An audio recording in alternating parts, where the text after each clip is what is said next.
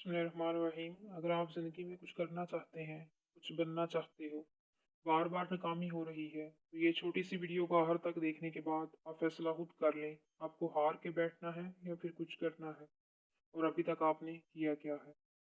बहुत साल पहले अमेरिका में किसी जगह एक बच्चा पैदा हुआ। जहाँ वो पैदा हुआ वो एक मिडिल क्लास फैमिली थी। उसका बाप अपनी फैमिली से बहुत प्यार करता था। जब वो बच्चा 5 साल का हुआ, तो एक दिन उसका बाप घर वापस आया। उसे बहुत तेज़ बुखार था। जब उस बच्चे ने अपने बाप को तकलीफ में देखा, तो उसे कुछ समझ नहीं आ रहा था कि ये क्या हो रहा है। उस दिन डॉक्टर ने 2 बार उनके घर का चक्कर लगाया, तो वो बच्चा दूर से अपनी माँ को रोता हुआ देख रहा था। वो बहुत डर गया, क्योंकि उसने अपनी माँ को पहली बार रोते हुए देखा था। कुछ दिनों बाद उसके बाप का इंतकाल हो गया। जो कुछ हुआ, उसे इस चीज़ का एहसास तो नहीं था, लेकिन वो अपने बाप के मौत के दिन को नहीं भूल सकता था। उसके बाप की मौत के बाद उसकी माँ ने लोगों के कपड़े सिलाई करना शुरू कर दिए। हालात इतने खराब थे कि उसकी माँ को फैक्ट्री में भी काम करना पड़ता था। उस बच्चे की एक बहन और एक भाई भी था, जो उससे छोटे थे। 7 साल की उम्र में उसने खाना बनाना सीख लिया था। वो अपने बहन भाई का ख्याल रखता था जब उसकी माँ काम पर होती थी। उसने पहली बार रोटी बनाई। वो अपनी माँ को दिखाना चाहता था, लेकिन उसकी माँ उससे बहुत दूर एक फैक्ट्री में थी। उसने उस रोटी को थैले में डाला, अपने बहन भाइयों को साथ लिया और पैदल चलता हुआ फैक्ट्री की तरफ निकल पड़ा। जब वो फैक्ट्री पहुंचा, तो वहां वो अपनी माँ को ढूंढने लगा। उसकी माँ ने दूर से अपने बेटे को देखा, जो रोटी का थैला पकड़े हुए था। उसके चेहरे पे एक बहुत प्यारी मुस्कुराहट थी। उसकी माँ उसको पास आई, रोटी हाथ में ली और बेटे को सीने से लगा लिया। जब वो 10 साल का हुआ, तो वो खेतों में काम करने लगा। थोड़ी ही देर बाद उसने पेंटिंग का काम शुरू कर दिया। उसने अपना स्कूल छठी के बाद छोड़ दिया था, क्योंकि उनके घर के हालात बहुत खराब थे। वो एक के बाद एक काम शुरू कर रहा था। उसने कनेक्टर का काम भी किया, अमेरिकन आर्मी को भी ज्वाइन किया, फिर उसने ट्रेन में सफाई का काम भी किया। लेकिन वो किसी भी काम में मुतमिन नहीं था। जब वो 18 साल का हुआ, तो उसकी मुलाकात एक खूबसूरत लड़की से हुई। दोनों को एक दूसरे से प्यार हो गया। बहुत जल्द दोनों ने शादी कर ली। उनके 3 बच्चे भी थे, जब उसको जॉब से निकाल दिया गया। जब वो घर वापस आया, तो उसकी बीवी घर छोड़कर जा चुकी थी और वहां पर लिख कर रख गई कि वो उस आदमी के साथ जिंदगी नहीं गुजार सकती, जो अपनी जॉब तक न संभाल सका। लेकिन वो अपनी बीवी को मनाकर वापस लेके आने में कामयाब हो गया। 30 साल की उम्र में उसने एक फेरीबोट नाम की कंपनी बनाई, जिसमें वो कामयाब रहा, लेकिन उसने अपनी कंपनी के शेयर सेल कर दिए। वो कुछ नया करना चाहता था। उसने आई लैम्प्स की कंपनी बनाई और बहुत से लोगों को हायर किया, जो लैंप्स सेल किया करते थे। उसका ये बिजनेस बड़ी तेजी से बढ़ रहा था। पूरे मुल्क से ऑर्डर आ रहे थे। उसको लगने लगा कि शायद वो जो चाहता था उसे मिल गया है। लेकिन कुदरत को कुछ और ही मंजूर था।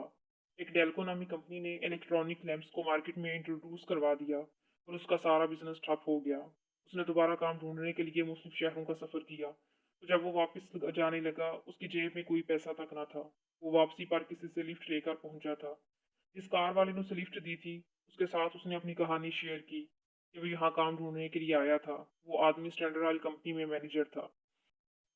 उसने उसे सर्विस स्टेशन में काम पे रख लिया।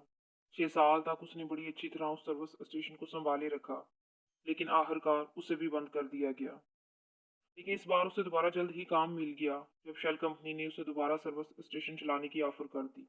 जब वो 40 साल का हुआ, तो उसने सर्विस स्टेशन खोला और साथ ही छोटा सा फूड रेस्टोरेंट का काम शुरू कर दिया।